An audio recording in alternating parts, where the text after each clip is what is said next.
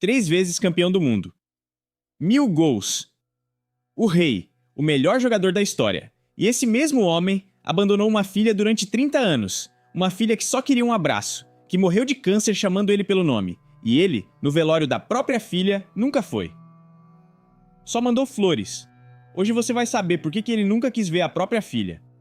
E você vai saber o mais nojento, o que ele fez com o próprio filho homem, que carregava o sangue dele e o sobrenome dele. O que arrastou o moleque pro inferno antes de completar os 35 anos. Fica atento até o fim, porque hoje você vai entender que o rei do futebol, o Deus que deu alegria para milhões de pessoas, não soube dar alegria pro próprio sangue. 23 de outubro de 1940. Três Corações, estado de Minas Gerais, sul do Brasil.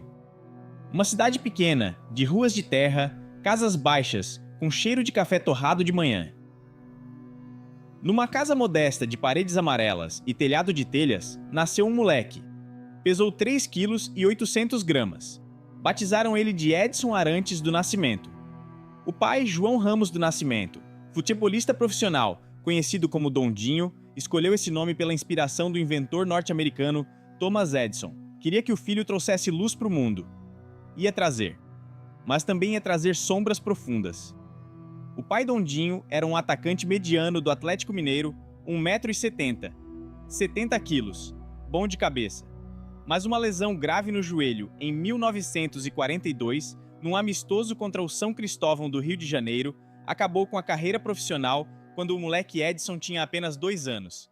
E começou a pobreza. A família se mudou para Bauru, no interior do estado de São Paulo, em 1942, procurando trabalho, procurando comida. A mãe, Dona Celeste, lavava a roupa para fora.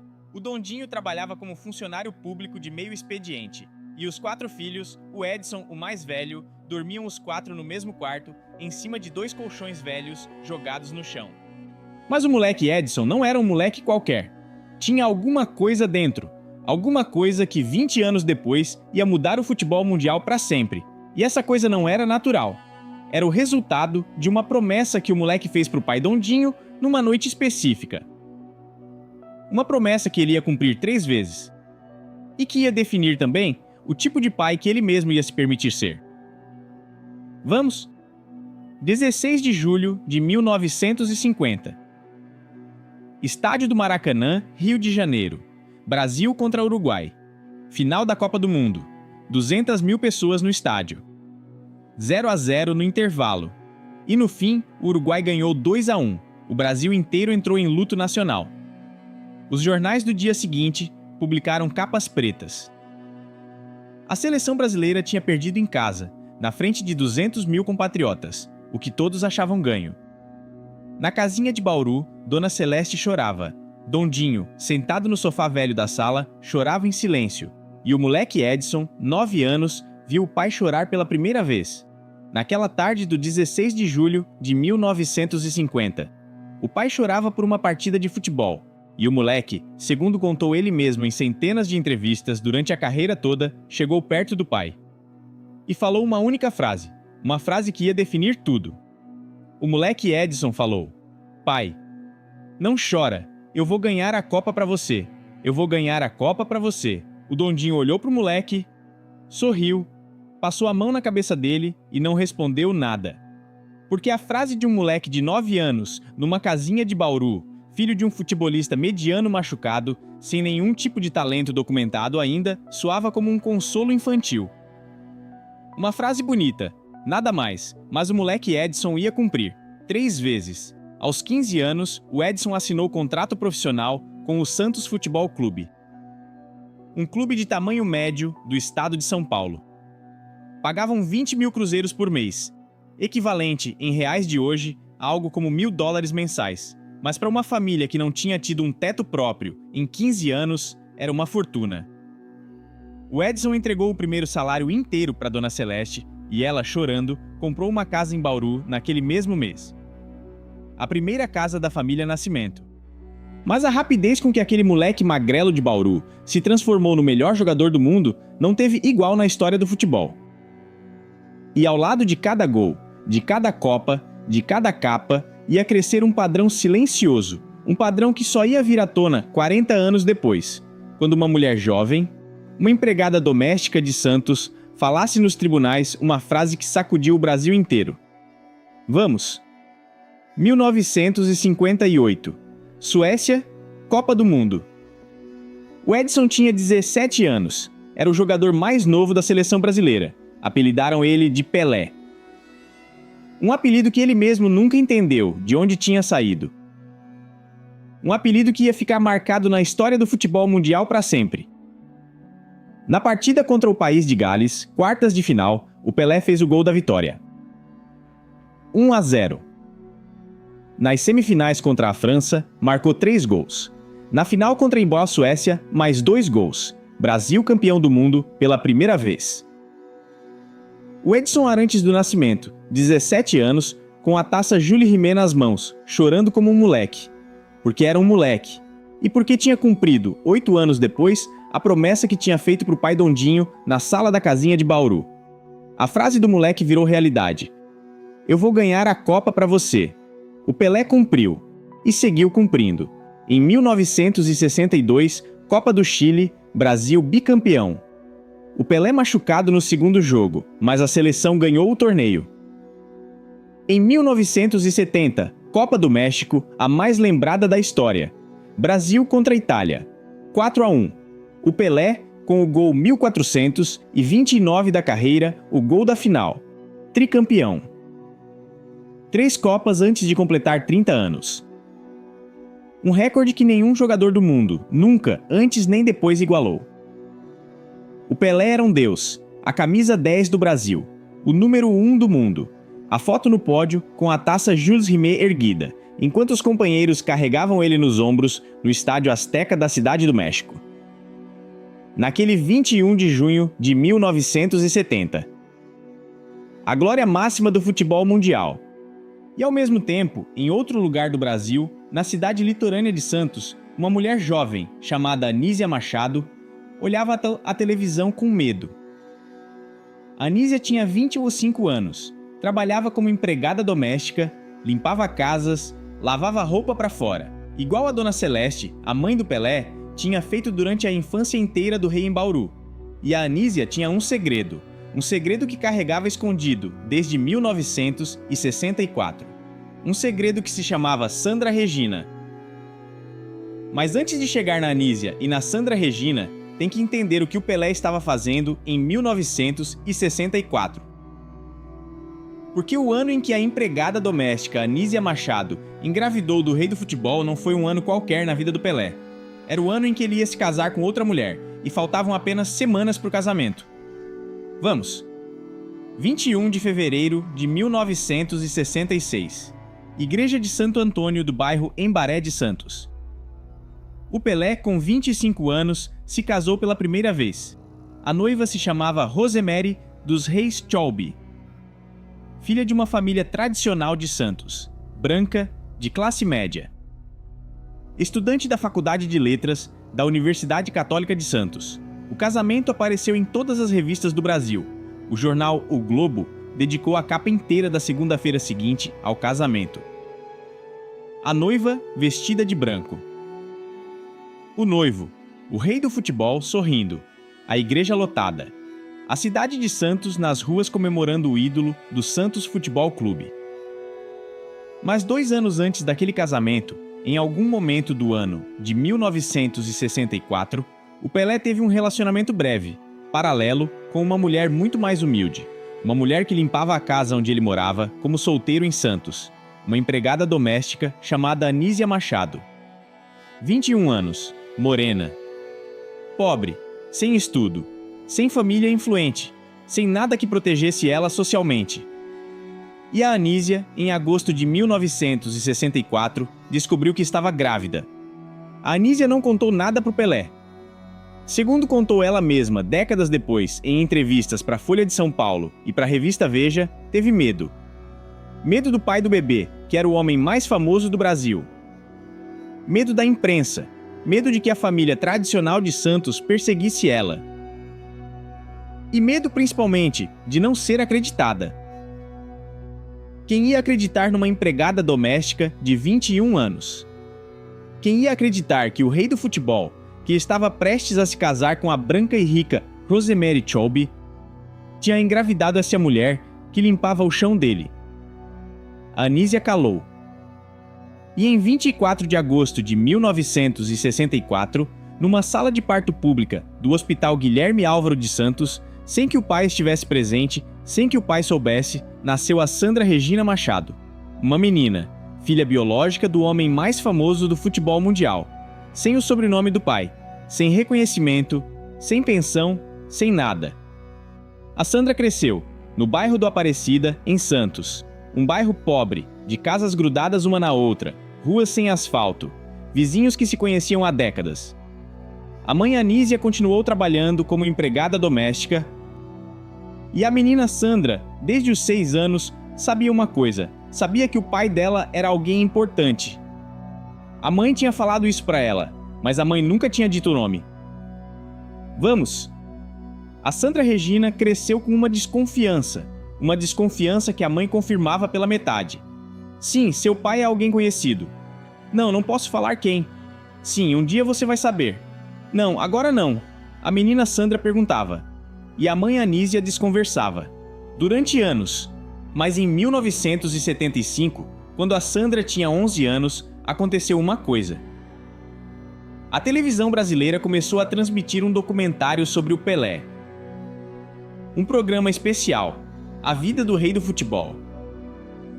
E numa tomada específica, num close do rosto do Pelé sorrindo, a Sandra, sentada no sofá velho da casa do bairro do Aparecida, ficou muda. Porque viu naquele rosto da televisão os próprios olhos, o próprio nariz, a própria boca. A Sandra virou a cabeça para a mãe Anísia, que estava na cozinha lavando louça, e perguntou pela primeira vez: Mãe, é ele, né? A Anísia na cozinha ficou paralisada, não respondeu, mas as lágrimas que caíram em cima dos pratos responderam por ela. A Sandra, 11 anos, soube naquela tarde que era filha do Pelé.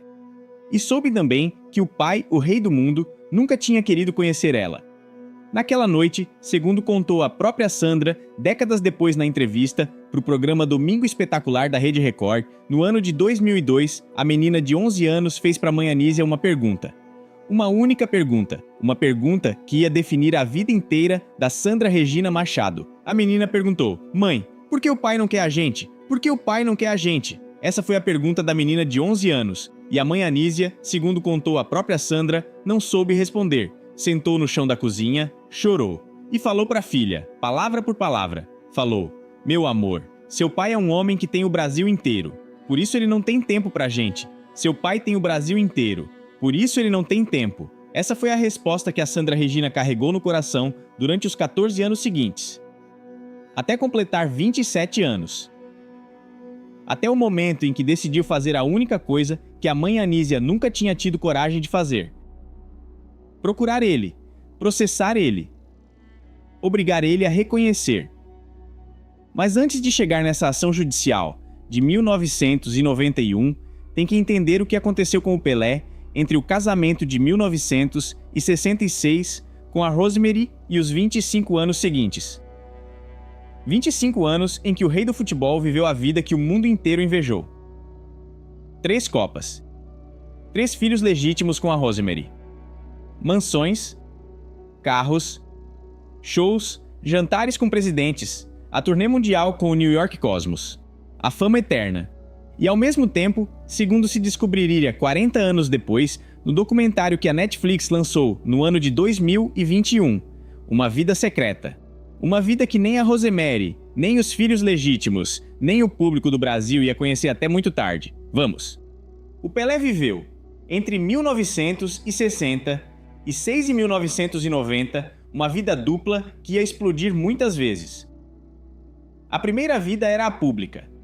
Rei do futebol, marido dedicado da Rosemary Cholby, pai orgulhoso de 3 filhos com ela. Kelly Cristina, nascida em 1967. Edson Cholby do Nascimento, conhecido como Edinho, nascido em 27 de agosto de 1970. E a Jennifer, nascida em 1978. 3 filhos. Uma família bonita nas capas das revistas. O rei do futebol como exemplo de pai brasileiro. A segunda vida era a partica dalbis, a particular. A vida que quase ninguém conhecia, a vida dos casos paralelos, das amantes anônimas, dos filhos gerados sem reconhecer. E a primeira dessas filhas era a Sandra Regina Machado, a menina do bairro do Aparecida de Santos. Mas não foi a única, porque em 1969, enquanto o Pelé estava casado com a Rosemary e a mãe Anísia criava sozinha a pequena Sandra, de 5 anos, o Pelé teve outro relacionamento paralelo. Dessa vez com uma mulher chamada Lenita Kurtz. Daquele relacionamento, segundo se revelou muito depois, nasceu também uma filha, Flávia Cristina. Outra filha que o Pelé também não reconheceu durante décadas.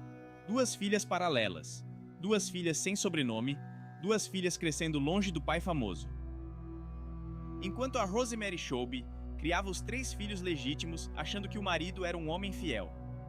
Sem desconfiar de nada, durante anos, e aí chegou 1991.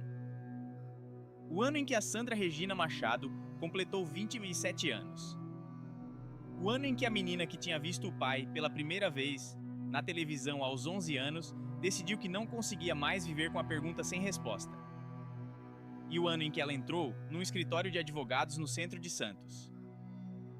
E assinou a ação judicial mais midiática da história da paternidade no Brasil.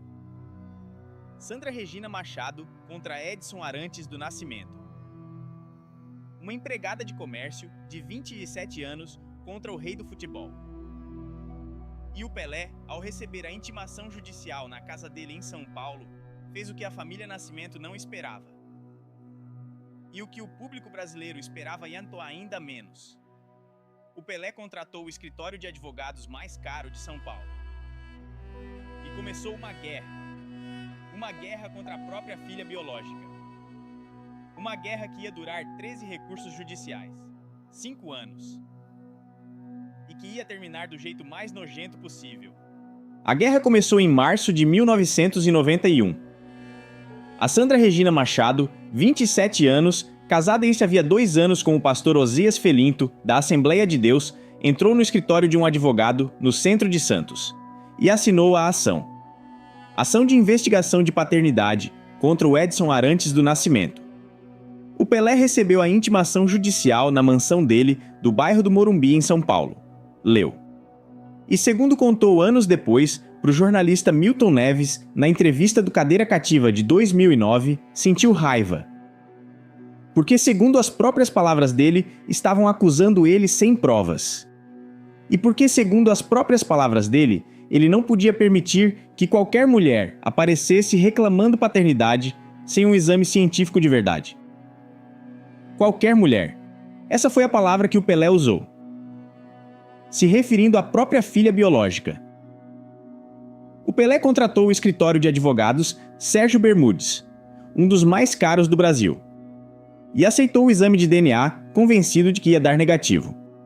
O exame foi feito em maio de 1992. Hospital Israelita Albert Einstein, de São Paulo. E o resultado, entregue em 7 de junho, foi brutal.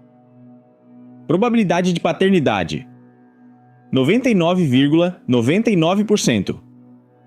A Sandra Regina era filha biológica do rei do futebol, confirmado pela ciência. Sem possibilidade de dúvida. O Pelé recebeu o resultado em casa. Leu e falou para o advogado dele uma única frase. Falou: não importa, a gente recorre do mesmo jeito. Não importa, a gente recorre do mesmo jeito. E começaram 13 recursos judiciais seguidos, entre 1990 e 2 em 1996. 13 tentativas do rei do futebol para anular o resultado do DNA. Apelação, pedido de um segundo exame, questionamento do laboratório, questionamento das amostras, questionamento da jurisdição. 13. Negados um atrás do outro, por juízes diferentes, em instâncias diferentes. A ciência era a ciência. O Pelé era o pai. Ponto.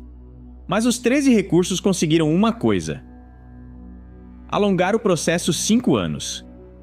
5 anos em que a Sandra Regina morava numa casa modesta do bairro Areia Branca de Santos. Sem pensão, sem sobrenome, sem reconhecimento. E durante esses 5 anos, os jornalistas perguntavam para o Pelé sobre o caso em cada entrevista, e o Pelé, numa entrevista para a Folha de São Paulo, de 1994, falou a frase que ia ficar marcada para sempre como a pior frase da vida pública dele. O Pelé falou, palavra por palavra, biologicamente, ela pode até ser minha filha, mas na parte sentimental, eu não posso me preocupar com essa pessoa. Essa pessoa, a Sandra leu a frase na mesa do café da manhã, naquela manhã. E segundo contou depois para o programa Domingo Espetacular da Rede Record, saiu para o quintal, sentou no chão e chorou durante 3 horas seguidas, porque a ferida não era mais a falta de reconhecimento legal. A ferida já era pública. A ferida já tinha as palavras exatas do pai. Essa pessoa, como se fosse uma desconhecida qualquer, como se nunca tivesse existido. Em 1996, o Superior Tribunal de Justiça confirmou pela última vez o DNA. A Sandra passou a poder usar o sobrenome Nascimento, mas o reconhecimento legal não é a mesma coisa que o afetivo. E o Pelé, nos 10 anos seguintes, não ligou para ela nunca, não visitou ela nunca, não mandou uma carta, nada. A Sandra entrou na política, vereadora de Santos pelo Partido Social Cristão, e propôs uma lei municipal que ia fazer história. A lei do DNA gratuito, para todos os brasileiros, para que nenhuma menina tivesse que crescer sem saber quem era o pai por não ter dinheiro. A lei foi aprovada, e 2 anos depois foi estendida para o Brasil inteiro como lei federal. Mas a Sandra não chegou a ver a lei federal sancionada, porque em fevereiro do ano de 2005, recém-completados 40 anos, ela foi diagnosticada com câncer de mama avançado. Metástase nos pulmões, restava 1 ano. A Sandra fez a última coisa que o coração pedia, mandou uma carta para o pai Pelé, manuscrita, 3 páginas, pedindo uma única coisa, um café, uma conversa. Antes de morrer, o Pelé recebeu a carta, e segundo declarou o marido Oséias Felinto para a Folha de São Paulo, não respondeu, nem naquele mês, nem no seguinte. A Sandra esperou 10 meses, sem receber nada. No 17 de outubro do ano de 2006, a Sandra Regina Nascimento morreu. 42 anos, câncer metastático, no Hospital Beneficência Portuguesa de Santos, e as últimas palavras dela, segundo o testemunho do marido Oséias, foram 3. Pai, por favor, vem. O Pelé não foi no velório. Mandou um buquê de rosas brancas e um cartãozinho com 4 palavras escritas por uma secretária. Dizia: meus sinceros sentimentos, Edson. Não dizia pai, não dizia Sandra. Era a assinatura de uma pessoa desconhecida no velório da própria filha. Mas o abandono da Sandra Regina não foi o mais nojento, porque ao mesmo tempo que a menina do bairro do Aparecida crescia sem pai durante os anos 70 e 80, dentro da própria casa legítima do rei, crescia outro moleque, um moleque que carregava o nome do pai, Edson, e que ia viver na própria pele o inferno que anos depois ia levar ele para uma cela de prisão. O nome dele era Edinho, o filho homem. E o que o pai fez com ele durante a infância inteira foi ainda pior do que o que fez com a Sandra. O Edson Choube do Nascimento. Edinho, nascido em 27 de agosto de 1970. Santos, filho do Pelé e da Rosemary Choube. O primeiro filho homem do rei do futebol. O que carregava o nome do pai? O que, segundo as expectativas do Brasil inteiro, ia herdar o talento lendário do progenitor. O Edinho cresceu numa casa bonita do Morumbi, durante os primeiros 4 anos de vida, até 1974, até o dia em que o Pelé recebeu a proposta do New York Cosmos, 4,7 milhões de dólares por 3 temporadas, a transferência mais cara da história, e a família se mudou para Manhattan, apartamento no Upper East Side. A Rosemary, a Kelly de 7 anos, o Edinho de 4 anos, todos juntos, mas a família não durou unida, porque o Pelé praticamente sumiu da vida dos filhos durante aqueles anos. Treinava no Cosmos, viajava o mundo, jantava com presidentes e celebridades, e os filhos, segundo o próprio testemunho do Edinho para o jornal espanhol La Nación, viam ele 1 ou 2 vezes por ano, em aniversários, em ocasiões especiais, nada mais. O Edinho falou para aquele jornal, palavra por palavra: quando a gente se mudou para Nova York, meus pais se separaram e eu fui criado por uma mãe solteira, junto com a minha irmã, num apartamentinho pequeno.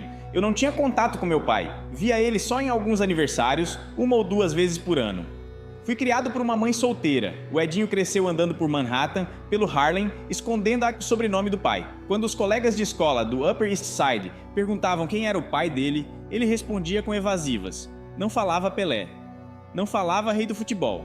Falava: meu pai mora no Brasil, trabalha com esporte. Por vergonha da pergunta seguinte, que sempre vinha: e quando ele vem te visitar? A pergunta que ele não sabia responder. E em 1978, quando o Edinho tinha 8 anos, a família se quebrou oficialmente. O Pelé e a Rosemary assinaram o divórcio. Causa real, segundo se revelou anos depois, os relacionamentos paralelos do rei com muitas mulheres diferentes. O Edinho, 8 anos, não entendeu direito. Só entendeu que o pai, que já quase não vinha, nunca mais ia vir. Vamos. A Rosemary e os 3 filhos voltaram para o Brasil em 1984. O Edinho tinha 14 anos e, naquela cidade da glória do pai, tomou a decisão mais simbólica da vida dele. Quis ser jogador de futebol, no Santos Futebol Clube, o clube do pai, o campo do Vila Belmiro. A camisa branca e preta, queria tudo, mas o Edinho não era atacante, não tinha o físico, não tinha o instinto e escolheu ser goleiro, a posição mais oposta ao pai, a posição que recebe os gols que o pai marcava. E treinou no centro de treinamento Rei Pelé dos Santos. O centro que carregava, ironia amarga, o nome do pai que não abraçava ele. E o Pelé não aprovou a decisão do filho. Queria que ele fosse atacante. E falou para a Folha de São Paulo em 1989, palavra por palavra: o Edinho joga de goleiro porque não tem o mesmo talento meu. Se tivesse, jogaria no ataque. Se tivesse meu talento, jogaria no ataque. Essa frase saiu em todos os jornais do Brasil. E o Edinho, 19 anos, leu a frase na mesa da sala de jantar da casa da mãe em Santos. Levantou, subiu para o quarto e, segundo contou a própria Rosemary numa entrevista posterior, não saiu de lá durante 2 dias, trancado, lendo e relendo a frase. A ferida fundadora, a que ia marcar tudo o que veio depois. O Edinho jogou como goleiro do Santos até 1998, 100 partidas profissionais, mediano segundo os analistas. A torcida do Vila Belmiro insultava ele em cada jogo, gritavam filho do rei sem talento, jogavam moedas da arquibancada. E o Edinho, segundo contou para o jornalista Mauro Betim, em 2016, bebia 2 garrafas de uísque por noite para conseguir dormir e usava cocaína nos fins de semana para conseguir esquecer, para esquecer do pai que não ligava. Do pai que só ligava para criticar as defesas falhas. Do pai que, numa entrevista para a revista Placar, tinha falado publicamente que o filho não tinha talento. O Edinho parou de jogar profissionalmente em 1999, aos 29 anos. Carreira fracassada. E começou a treinar as categorias de base do Santos como auxiliar. Salário modesto, mas com acesso ainda ao sobrenome protetor.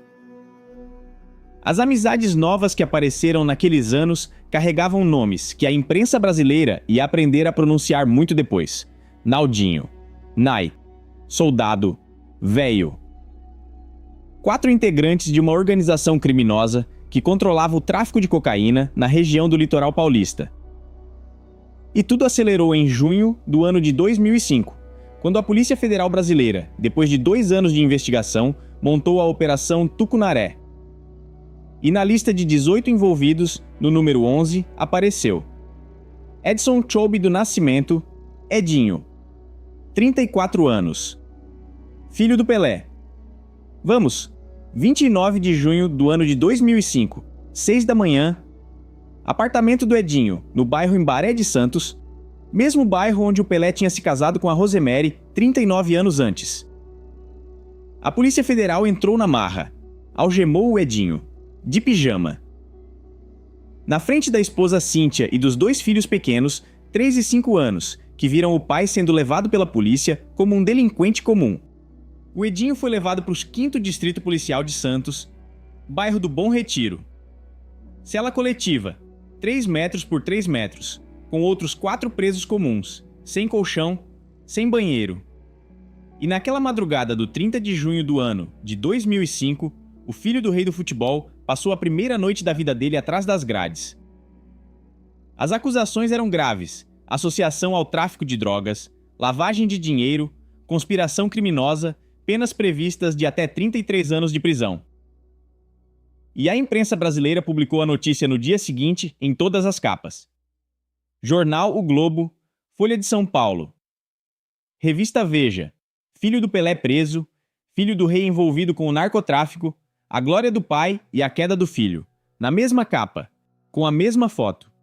O Pelé estava naquele 29 de junho num jantar oficial no exterior, sem saber que o filho homem estava sendo algemado. A ligação do advogado chegou às 11 da noite. O Pelé ouviu. E segundo contou depois um assistente do escritório Bermudes, falou para o advogado uma única frase. O Pelé falou: "Resolve, eu não posso aparecer nesse caso. Resolve, eu não posso aparecer." O pai não voltou para o Brasil. Não foi no hospital para onde o Edinho teve que ser levado por uma crise nervosa na terceira noite de cela. Não fez declaração pública defendendo ele. Não pagou os melhores advogados. Tratou o filho homem durante o pior momento da vida do filho, igual ao jeito que tinha tratado a Sandra Regina nos 30 anos anteriores. Como um problema de imagem, como alguém que ia manchar o sobrenome. O Edinho, na cela do Bom Retiro, esperou pelo pai durante a primeira semana inteira. Segundo contou ele mesmo para a jornalista Marlene Cabral, do estado de São Paulo, numa entrevista de 2018, palavra por palavra. Eu esperei meu pai durante aquela primeira semana inteira. Achei que ele ia vir. Achei que ele ia aparecer. Nem que fosse só para me ver através da grade. Mas ele não veio. E eu entendi, naquela cela, o que eu já sabia desde os 8 anos. Meu pai não era meu pai. Era o rei do mundo. E eu era apenas um problema de imagem. Eu era apenas um problema de imagem. O Edinho conseguiu a liberdade provisória 5 meses depois. Mas o processo continuou 9 anos, até o 30 de maio de 2014. Sentença definitiva: 33 anos de prisão por lavagem de dinheiro do narcotráfico. A pena máxima. O recurso reduziu depois a pena para 12 anos e 10 meses. E o Edinho, em fevereiro de 2017, 46 anos, se entregou para cumprir a sentença, na cadeia de Tremembé, interior de São Paulo, conhecida como a Cadeia dos Famosos.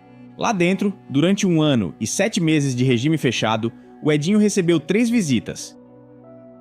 A esposa Cíntia, a mãe Rosemary e uma irmã. O pai Pelé não foi nem uma vez, não mandou uma carta, não mandou uma mensagem, não fez declaração pública defendendo ele. O inferno que o Hulk prometeu não foi inventado, foi real.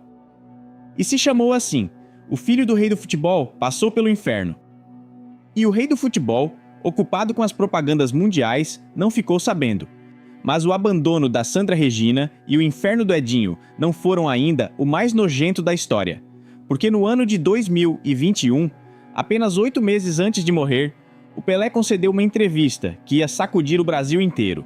Uma entrevista para um documentário da plataforma Netflix. 3 horas de câmera, sem censura prévia, e numa pergunta específica, o rei do futebol confessou na frente do mundo inteiro uma coisa que nenhum pai, em condições normais, conseguiria confessar sem sentir vergonha. Uma confissão que ia revelar que a Sandra e o Edinho não tinham sido os únicos, que tinha muitos mais, que tinha no Brasil uma quantidade de filhos sem reconhecer que nem o próprio Pelé sabia calcular. 13 de fevereiro do ano de 2021. Mansão do Pelé, no condomínio Tamboré, no município de Santana de Parnaíba, interior do estado de São Paulo. Uma casa de 1.600 metros quadrados. 4 suítes, piscina, spa particular, campo de futebol 7. A residência do rei nos últimos anos, comprada em 1999 por um valor estimado de 5 milhões de reais na época. Uma equipe da plataforma Netflix entrou naquela manhã com 3 câmeras profissionais, iluminação, som direto. E o Pelé, 80 anos, sentado num sofá de couro branco da sala principal, vestido com uma camisa polo preta, aceitou responder perguntas durante 3 horas e meia, sem tema proibido, sem negociação prévia das respostas. A esposa Márcia Aoki, terceiro casamento, esperava no quarto contíguo. O documentário, chamado simplesmente Pelé, ia estrear na plataforma Netflix em 23 de fevereiro do ano de 2021. Distribuído em 190 países, legendado em 32 idiomas, visto, segundo dados oficiais da Netflix, divulgados em março daquele ano, por mais de 100 milhões de espectadores no primeiro mês. E dentro daquele documentário, no minuto 37 e 21 segundos, segundo dá para verificar ainda hoje na plataforma, vem a pergunta que ia marcar o fim do mito Pelé. A pergunta sobre os filhos, sobre a família, sobre o número total de filhos biológicos. O Pelé respondeu na frente da câmera, palavra por palavra, com a voz pausada de um homem de 80 anos que já não tinha nada para esconder. O Pelé falou, naquele minuto do documentário Netflix: "Sinceramente, eu nunca soube quantos filhos eu tive, porque eu viajei muito. Tive muitas mulheres, e às vezes as mulheres não me contavam, apareciam 2, 3 anos depois. E falavam: olha, seu filho. Eu acho que tenho 7 reconhecidos, mas pode ser mais. Não sei, eu nunca soube quantos filhos eu tive, apareciam 2, 3 anos depois.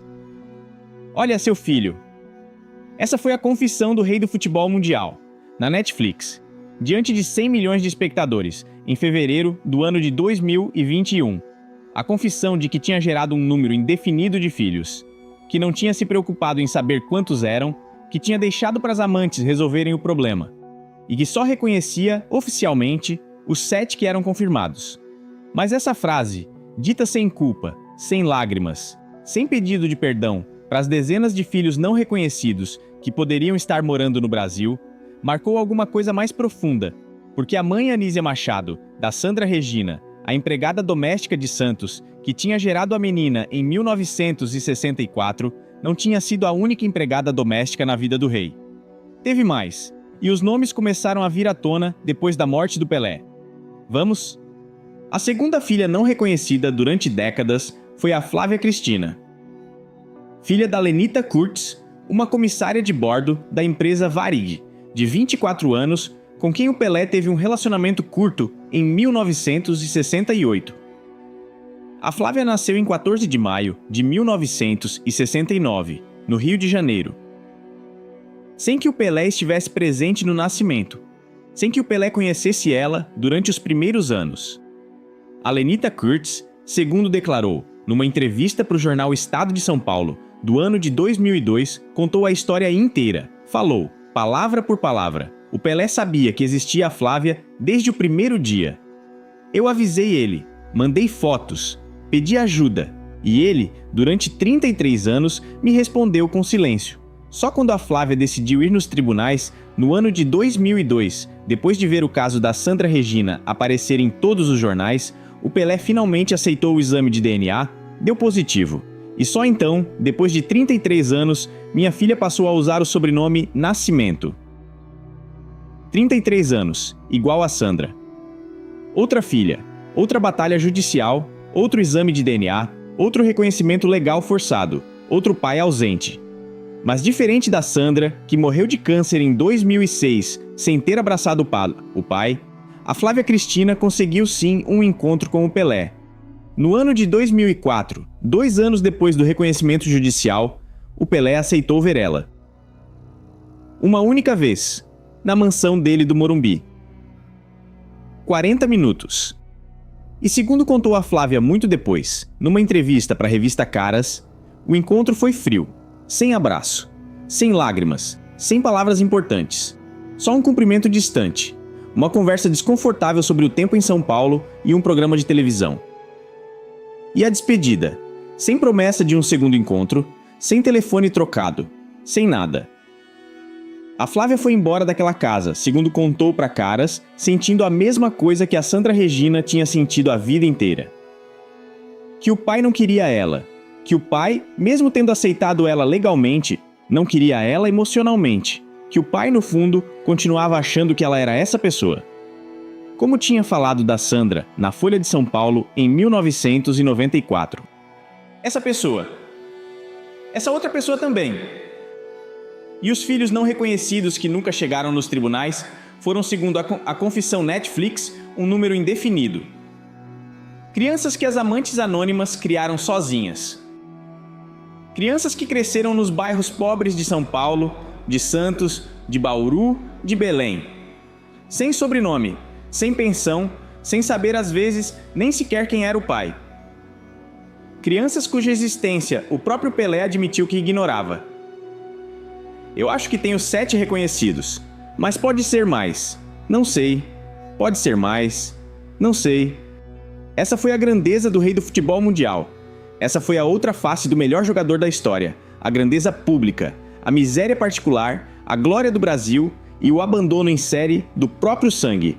Mas o documentário da Netflix teve também uma consequência que a família Nascimento não tinha previsto, uma consequência que sacudiu o Brasil inteiro durante os meses seguintes ao lançamento.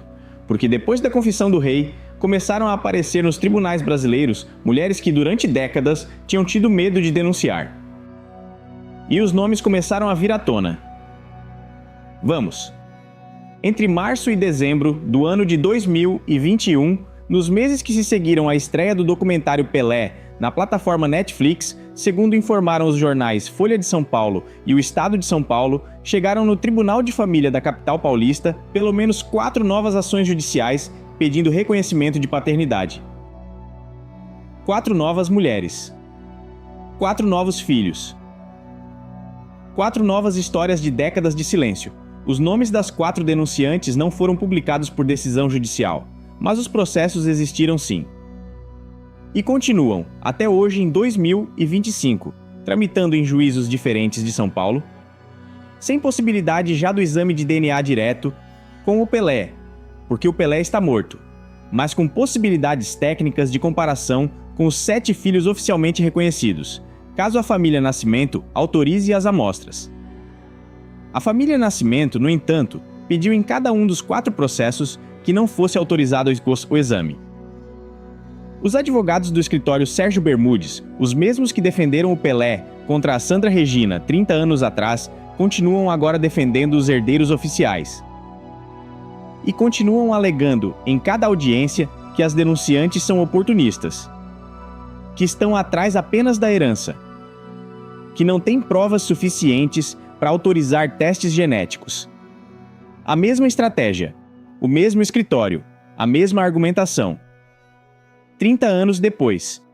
E ao mesmo tempo, em algum lugar do Brasil, em bairros pobres de São Paulo, de Santos, de Bauru, de Recife, tem homens e mulheres jovens que cresceram desconfiando, que tiveram mães que um dia contaram a verdade para eles, que um dia viram o pai pela televisão, durante uma partida do Santos, durante uma entrevista da Rede Globo, durante uma homenagem da FIFA, e entenderam, olhando aquele rosto famoso, que o sangue deles vinha dali, mas nunca puderam se aproximar, nunca puderam tocar nele. Nunca puderam nem sequer escrever uma carta para ele.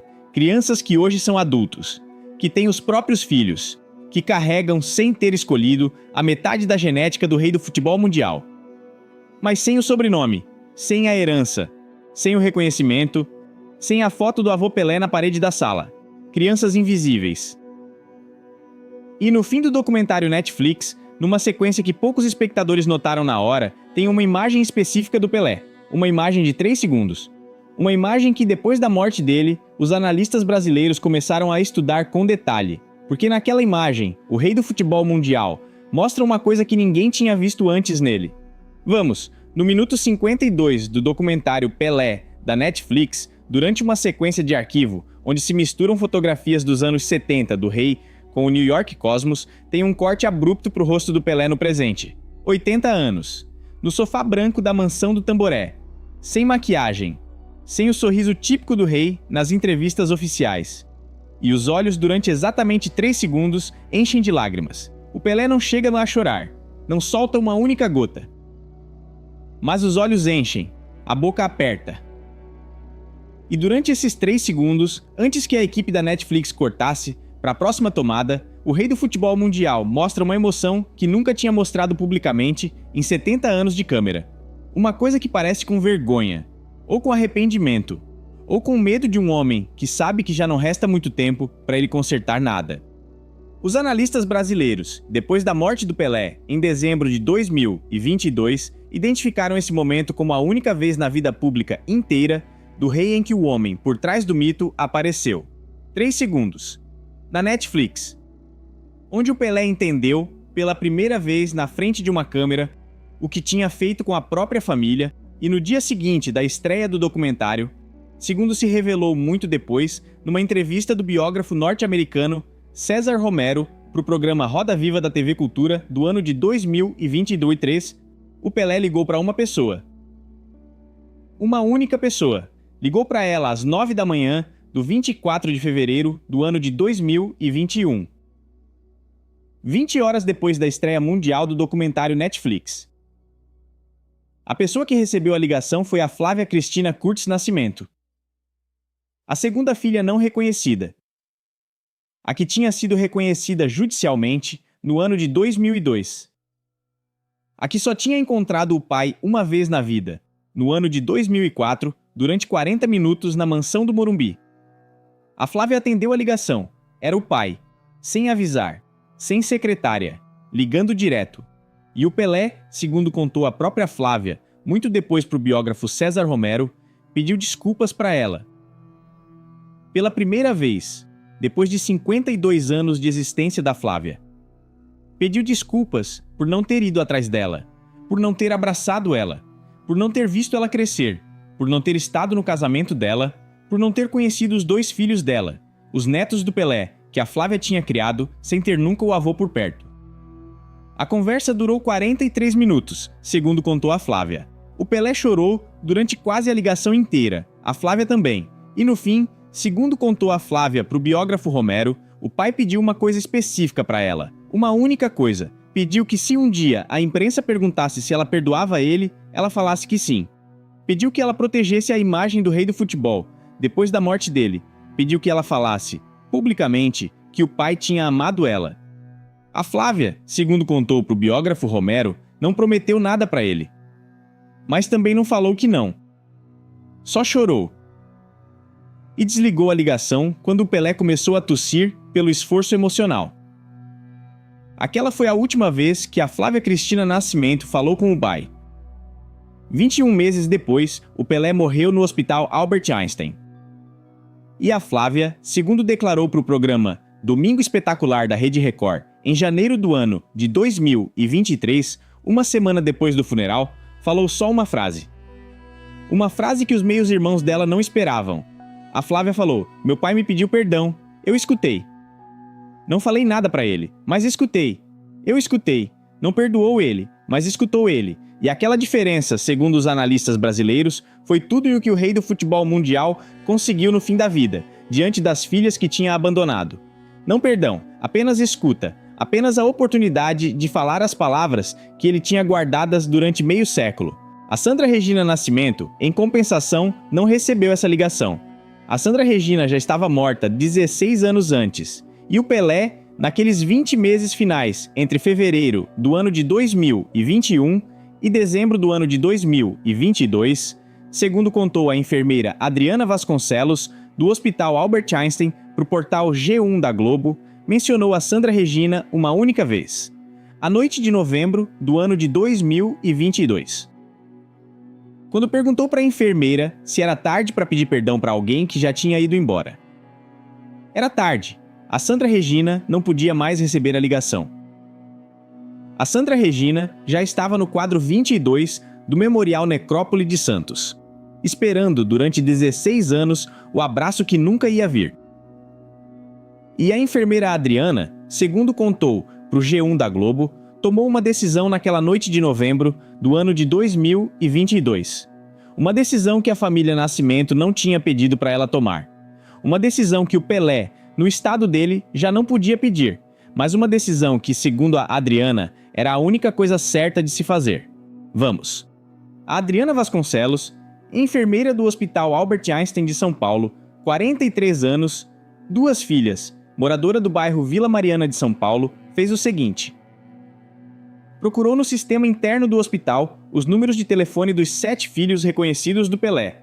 Achou o da Flávia Cristina, ligou para ela e contou, sem autorização da família Nascimento, sem autorização da direção do hospital, sem autorização do Pelé, que já quase não estava consciente, a conversa que tinha tido com o rei naquela noite. Falou para Flávia, Seu pai me perguntou hoje à noite se era tarde para pedir perdão para uma pessoa que tinha ido embora. E eu acho que você devia saber disso. A Flávia, segundo contou depois para a revista Caras, escutou. Agradeceu. E pediu para a enfermeira Adriana só uma coisa. Pediu que se o Pelé voltasse a falar da Sandra Regina, ela falasse para o pai, palavra por palavra, uma frase. Pediu para Adriana falar para o Pelé, a Sandra te escutava. Mesmo não estando mais aqui. As irmãs sempre escutam. A Sandra te escutava. As irmãs sempre escutam. Essa foi a frase que a Flávia Cristina, a segunda filha não reconhecida, mandou falar para o pai moribundo, em nome da Sandra Regina, a primeira filha não reconhecida que já estava enterrada. Duas filhas que o rei do futebol tinha negado durante décadas e que nos últimos momentos, finalmente, se conectavam entre si. Sem que o pai visse elas juntas. Sem que o pai abraçasse elas, mas conectadas, enfim, no reconhecimento mútuo do abandono compartilhado. A enfermeira Adriana, segundo contou para o G1, falou a frase para o Pelé 3 noites depois, em dezembro do ano de 2022, uma semana antes da morte do rei. O Pelé, segundo contou a Adriana, escutou a frase com os olhos fechados. Não respondeu, mas concordou devagar com a cabeça. Uma única vez, como se finalmente entendesse, como se finalmente aceitasse, como se finalmente, depois de 58 anos de existência da Sandra Regina, depois de 16 anos da morte dela, depois de um velório para onde mandou só flores, o rei do futebol mundial pedisse perdão para a filha primeira, sem palavras, apenas com um movimento de cabeça numa cama de hospital. Era tarde, mas era alguma coisa, e faltavam só 2 semanas para que o relógio final do rei terminasse de parar, para que o Brasil inteiro saísse nas ruas em luto nacional, para que a imprensa mundial dedicasse as capas para o homem que tinha definido o futebol do século XX.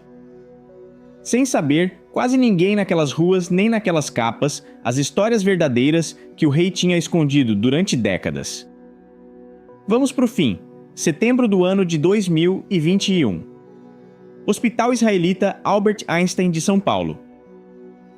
O Pelé, 81 anos, foi internado para uma cirurgia rotineira de cálculos renais.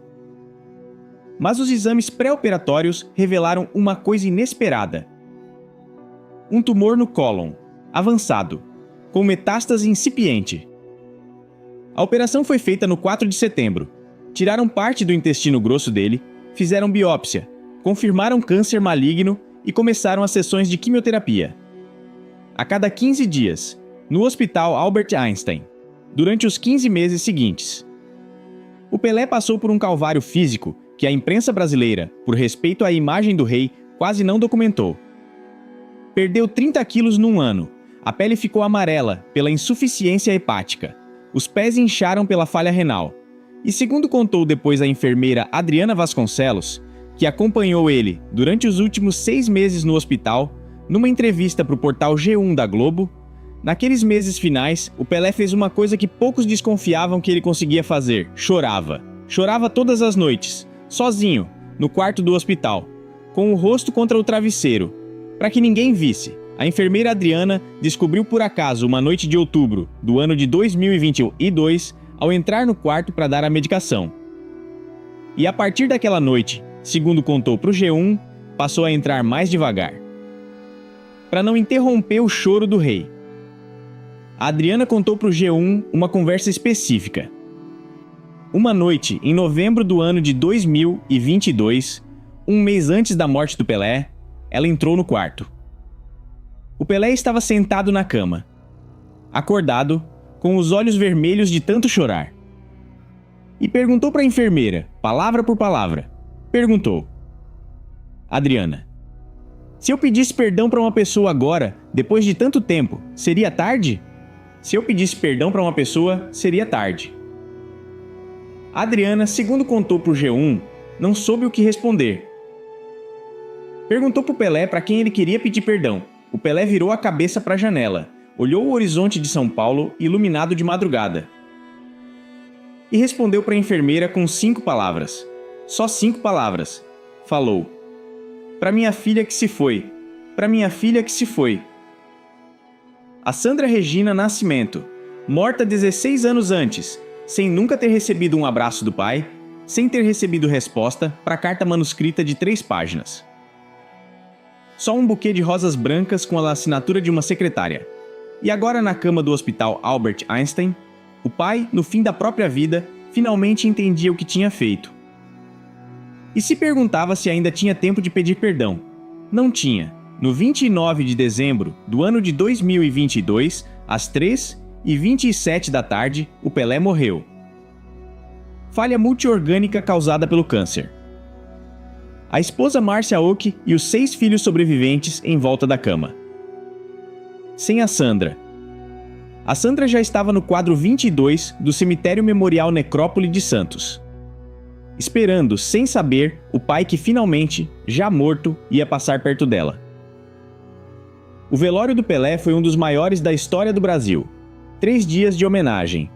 No estádio Urbano Caldeira, conhecido como Vila Belmiro, casa do Santos Futebol Clube. O estádio onde o Pelé tinha feito a maior parte dos 1.429 gols oficiais da carreira dele. 230 mil pessoas passaram pela capela improvisada no centro do campo. 32 horas seguidas de fila. Alguns viajaram 3.000 quilômetros do norte do Brasil para se despedir do rei. O cortejo final do Vila Belmiro até o Cemitério Memorial Necrópole Ecumênica de Santos foi feito no 3 de janeiro do ano de 2023. Um caminhão dos bombeiros levando o caixão. A torcida santista inteira nos 2 lados das ruas. Camisa branca, bandeiras com o número 10. E muitas lágrimas. O Brasil inteiro chorando o rei. Mas no caminho do cortejo, entre o Vila Belmiro e o cemitério, o caminhão passou por uma rua específica, a Avenida Ana Costa, a avenida que conecta o centro de Santos com o bairro do Aparecida, o bairro onde a Sandra Regina tinha crescido durante a infância inteira sem pai. E ao passar por aquela avenida naquela tarde do 3 de janeiro do ano de 2023, o caminhão que levava o caixão passou a 200 metros exatamente do quadro 22 do Cemitério Memorial Necrópole. O quadro onde a Sandra Regina Nascimento estava enterrada havia 16 anos. O caminhão passou, sem parar, sem homenagem para a filha enterrada a 200 metros. Sem que o Edinho, no carro seguinte, mencionasse a irmã. Sem que a Kelly, sem que a Jennifer, sem que nenhum dos 6 filhos sobreviventes lembrasse da Sandra Regina naquela tarde. Sem que a imprensa brasileira, na transmissão nacional, falasse o nome da Sandra nenhuma vez. O rei foi enterrado no 9º andar do Memorial Necrópole. Numa sala particular, com ar-condicionado, com vista para o estádio Vila Belmiro. Mausoléu de 1.500 metros quadrados. Custo estimado, segundo declarações da família Nascimento, de 5 milhões de reais. Pago pela herança do Pelé, 78 milhões de reais em bens, propriedades, direitos de imagem. E a Sandra Regina, a filha primeira, enterrada no quadro 22, sem mausoléu, com uma plaquinha simples que diz só o nome Sandra Regina Nascimento. 24 de agosto de 1964. 18 de outubro do ano de 2006. 42 anos. Vereadora de Santos, autora da Lei do DNA gratuito. A filha que esperou a vida inteira por um abraço do pai. Enterrada a 200 metros do cortejo do pai. Sem que o pai, nem na morte, visse ela. E o Edinho, o filho homem, o que carregou a cela do Bom Retiro, o que passou pelo inferno, saiu da cadeia de Tremembé em regime semiaberto no ano de 2020. E no ano de 2022, quando o pai Pelé estava no hospital morrendo de câncer, o Edinho foi visitar ele, pela primeira vez em anos. E segundo contou ele mesmo para a revista Veja, numa entrevista de março do ano de 2023, 3 meses depois da morte do Pelé, o pai, naquela visita do último mês, finalmente falou para o filho o que o filho tinha esperado escutar a vida inteira. O Pelé segurou a mão do filho, apertou e falou 5 palavras para ele. Só 5 palavras. Falou: "Filho, me perdoa por tudo, perdão. Filho, me perdoa, perdão." Essa foi a única vez. 52 anos depois de uma vida inteira de abandono. O rei do futebol finalmente pediu perdão para o filho homem. E morreu 3 semanas depois. Sem ter tido tempo, sem ter tido coragem de pedir perdão para Sandra Regina. A filha primeira, a do bairro do Aparecida, a que esperava o perdão desde 1964. Quem matou a Sandra Regina Nascimento? A pergunta é difícil. O câncer matou ela, biologicamente, mas o câncer entrou num corpo que carregava 40 anos de ferida fundadora de um pai que não abraçava ela. Os médicos hoje reconhecem que o estresse crônico, a depressão prolongada, a sensação de não ser querido enfraquecem o sistema imunológico e abrem as portas para as doenças. A Sandra morreu de câncer, mas morreu também de nunca ter sido abraçada. Quem destruiu o Edinho Nascimento? A pergunta também é difícil. A cocaína destruiu ele, as amizades erradas destruíram ele, as decisões ruins destruíram ele. Mas por trás de tudo isso tinha um filho de 4 anos num apartamento de Manhattan, esperando que o pai ligasse. Tinha um moleque de 8 anos andando pelo Harlem, escondendo o sobrenome do pai por vergonha de não ter ele por perto. Tinha um adolescente de 19 anos lendo no jornal que o pai desprezava ele publicamente porque ele não tinha o talento dele. O Edinho caiu no inferno, mas o inferno começou muito antes da cela do Bom Retiro. O inferno começou em 1974, quando o Pelé voou para o New York Cosmos e deixou para trás um moleque de 4 anos. E os filhos não reconhecidos, os que apareceram 2, 3 anos depois, os que as mães trouxeram para a mansão do Morumbi falando: olha, seu filho. Os que cresceram nos bairros pobres de São Paulo, de Santos, de Bauru. Os que nunca vão ter o sobrenome Nascimento, os que nunca vão herdar um único real dos 78 milhões que o rei do futebol deixou. Os que mal existem como suspeita, como boato, como confissão gravada pela Netflix numa tarde de fevereiro do ano de 2021. Esses também foram vítimas do rei. O Pelé foi o melhor jogador da história do futebol mundial. 3 vezes campeão do mundo. 1.279 gols oficiais em 1.363 partidas. Recorde Guinness Mundial. Prêmio FIFA Jogador do Século XX. Ídolo do Brasil, embaixador mundial do esporte, ministro dos esportes durante o governo do Fernando Henrique Cardoso, a lenda maior do futebol que já existiu. E ao mesmo tempo, foi um pai ausente em série, um pai que negou uma filha durante 30 anos, um pai que abandonou o filho homem quando ele tinha 4 anos, um pai que não foi no velório da filha primeira, um pai que não visitou o filho homem na prisão, um pai que confessou na Netflix não saber quantos filhos tinha gerado. As duas verdades convivem: o rei eterno e o pai serial ausente. A glória do mundo e a ruína do próprio sangue. Se um homem deu alegria para milhões de pessoas no planeta inteiro durante 70 anos, mas não soube dar alegria para os próprios filhos, que tipo de grandeza é a dele? A grandeza do futebol vale mais do que a grandeza do afeto? O gol 1000 no Maracanã pesa mais do que a mão que não abraçou a Sandra Regina no leito de morte? As taças Jules Rimet no pódio pesam mais do que a visita que nunca foi feita para a cela do Bom Retiro? Cada brasileiro tem a resposta dele, mas a verdade do Edson Arantes do Nascimento é, enfim, essa: foi o rei do futebol. E foi também o pior pai da própria família dele. Se essa história te tocou em alguma fibra, se fez você pensar em algum pai ausente da própria vida, em alguma pessoa da família que você ainda carrega sem ter sido abraçada, liga essa noite. Não espera amanhã. Não espera o próximo Natal. Liga agora. Antes que seja tarde, como foi tarde para Sandra Regina, como foi quase tarde para o Edinho, como foi tarde para os filhos não reconhecidos do rei do futebol. Se inscreve no canal Estrelas Caídas, porque na próxima semana a gente vai contar a história do boxeador mais temido do século XX, o campeão mundial mais novo da história, com apenas 20 anos, que mordeu a orelha do Evander Holyfield na frente de 90 mil pessoas em Las Vegas, que passou 3 anos na cadeia por estupro, que perdeu 400 milhões de dólares numa década, que viu a filha de 4 anos morrer embaixo de uma esteira ergométrica e que aos 59 anos ainda está vivo. Lutando contra o Jake Paul, procurando ainda a redenção que nunca chegou. O nome dele é Mike Tyson. E a história dele vai te doer mais do que a do Pelé. Fim episódio 12 Pelé.